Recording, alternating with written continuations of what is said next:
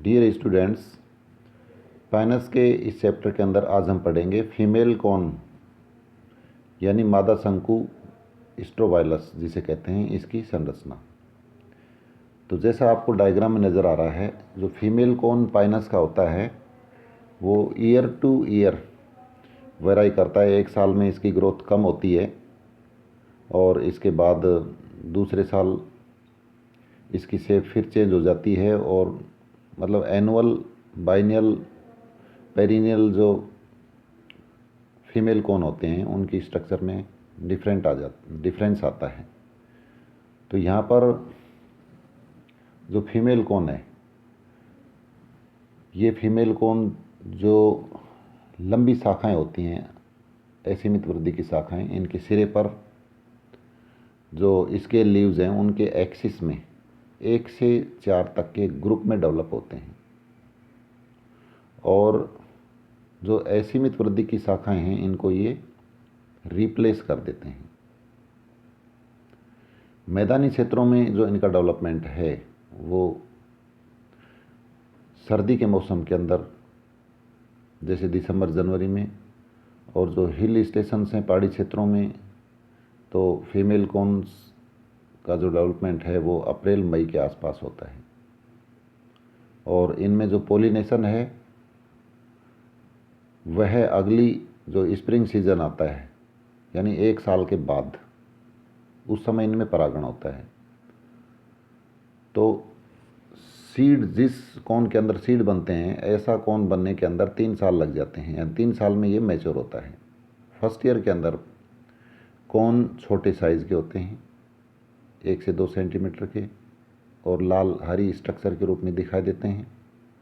दूसरे साल के अंदर जो कॉर्न का साइज़ है वो बढ़ता जाता है और इनके जो स्पोरोफिल्स हैं, मेगा स्पोरोफिल्स जिसे कहते हैं, ये कॉम्पैक्टली पैक्ड होते हैं, संयुक्त रूप से व्यवस्थित होते हैं।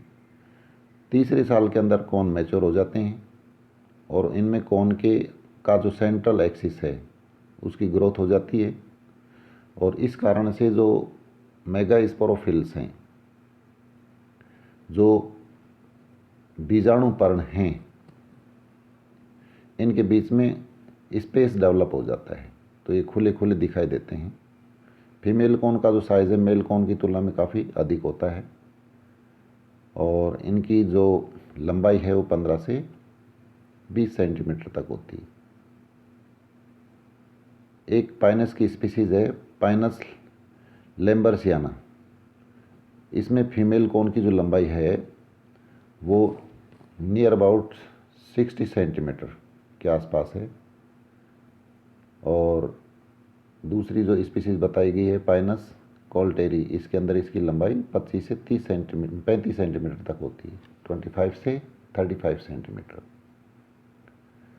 और फीमेल कॉर्न की जो स्ट्रक्चर है वो मेल कॉर्न के तुलना में जटिल होती है कंपेरेटिवली।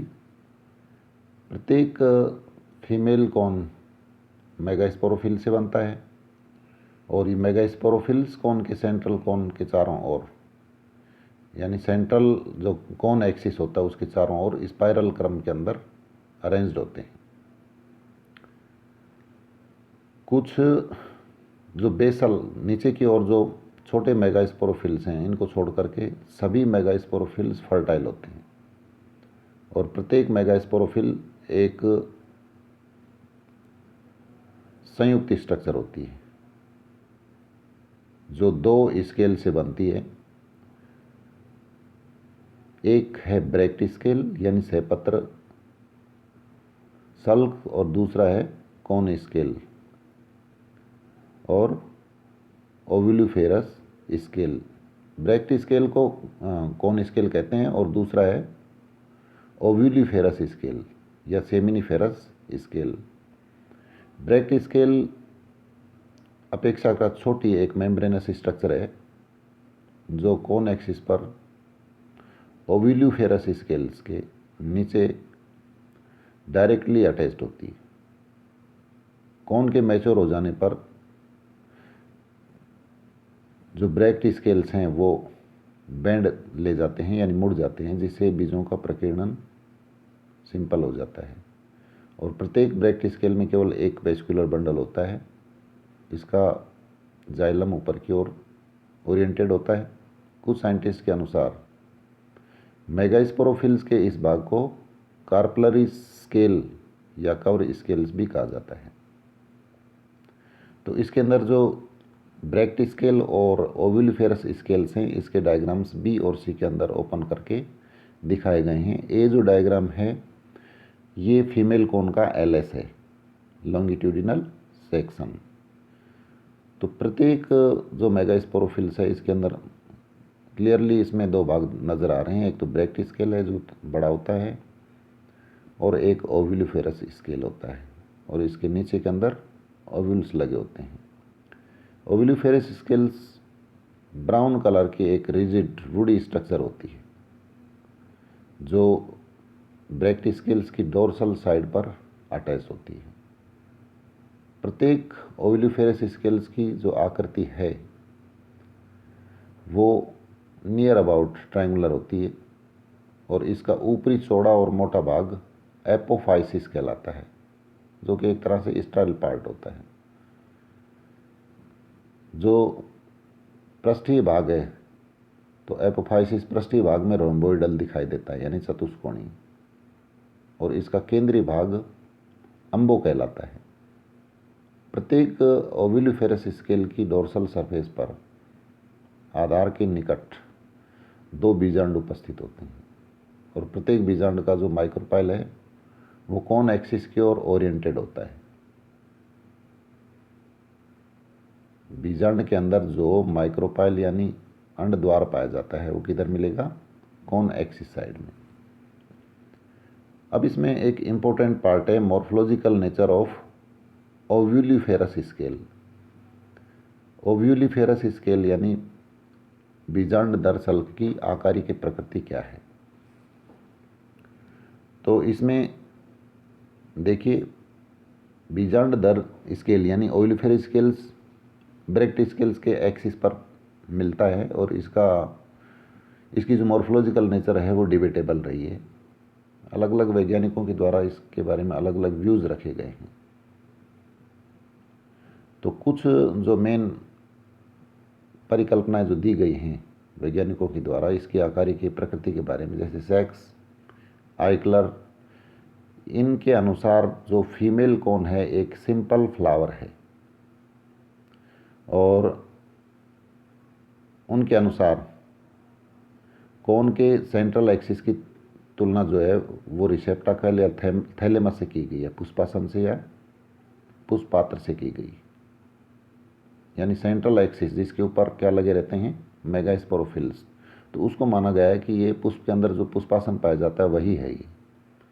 और एक्सिस पर जो उपस्थित ओविलिफेरस स्केल्स जो हैं उनको ओपन कार्पल्स के इक्विवेलेंट माना गया है, खुले बीज अंडकों के समान। तो इस एक्सप्लेनेशन के आधार पर ओविलिफेरस स्केल्स ब्रैक्ट स्केल्स की एक आउटग्रोथ मानी गई है, जिसे सिलेजनेला के लिग्यूल, जो हमने पढ़ा है इसी पेपर के अंदर जो हमने टेरिडोफाइट्स पढ़े हैं, तो सिलेजनेला के अंदर जो लिग्यूल्स पाए जाते हैं या एंजियोस्पर्म्स के जो बीजांड के अंदर जो प्लेसेंटा पाया जाता है, बीजांड अंडाशय में प्लेसेंटा पर जुड़ा रहता है, उसके इक्विवेलेंट माना गया है। इसके बाद रॉबर्ट ब्राउन जो साइंटिस्ट हुए हैं उनके अनुसार जो ओविलिफेरस स्केल है वो ब्रैक्ट स्केल्स के कक्ष में पाए जाने वाला एक खुला कार्पल माना गया है, ओपन कार्पल।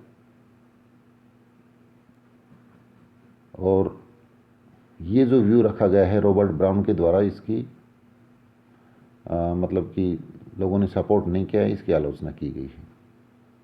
स्लाइडेन 1839 के अनुसार ओविलिफेरस स्केल ब्रैक्ट स्केल के एक्सिस में पाए जाने वाला एक एक्सिलरी प्लेसेंटा है।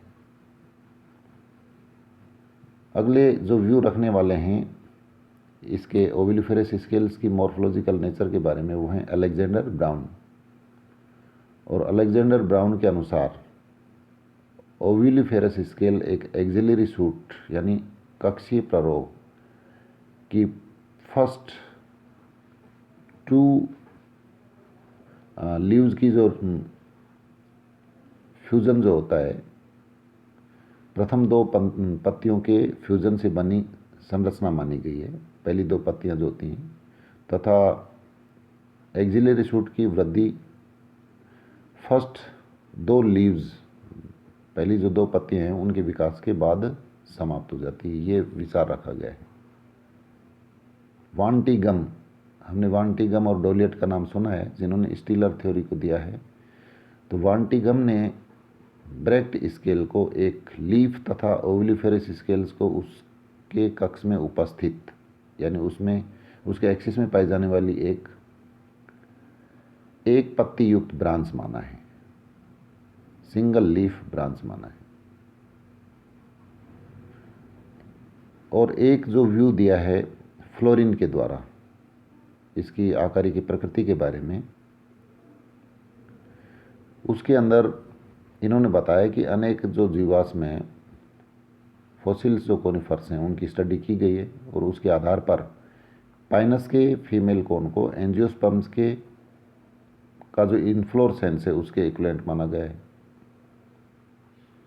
और जो कोन एक्सिस है उसको क्या माना गया है, पुष्पावली वृंत पेडंकल, उसके इक्विवेलेंट यानी समतुल्य माना गया है।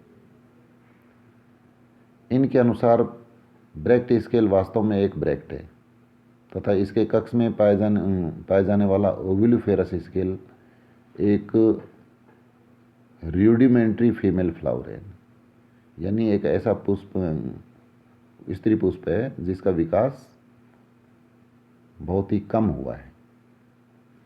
और फ्लोरिन ने ब्रेक्ट स्केल तथा ओविलिफेरस स्केल्स के लिए एक वर्ड यूज किया है, सीड स्केल कम्प्लेक्स, मिलाकर के नाम दिया है दोनों स्केल्स को मिलाकर के, बीज सल्क सम्मिश्र यानी सीड स्केल कम्प्लेक्स। तो ये पाइनस के फीमेल कोन की स्ट्रक्चर थी और इसके अंदर पाए जाने वाले जो स्केल्स हैं मेगास्पोरोफिल्स के अंदर जिसे बनता है, तो उनकी मॉर्फोलॉजिकल नेचर थी। विशेष रूप से ओविलिफेरस स्केल्स की मॉर्फोलॉजिकल नेचर के बारे में अलग अलग वैज्ञानिकों के द्वारा जो व्यूज़ दिए गए थे वो आपके सामने इसमें रखे गए हैं। तो ये मटेरियल आपको याद रखना है, मैं आपको इसकी PDF फाइल भी सेंड कर दूंगा। इसके बाद का जो पार्ट है वो अपन नेक्स्ट वीडियो लेक्चर के अंदर शेयर करेंगे। Thank you.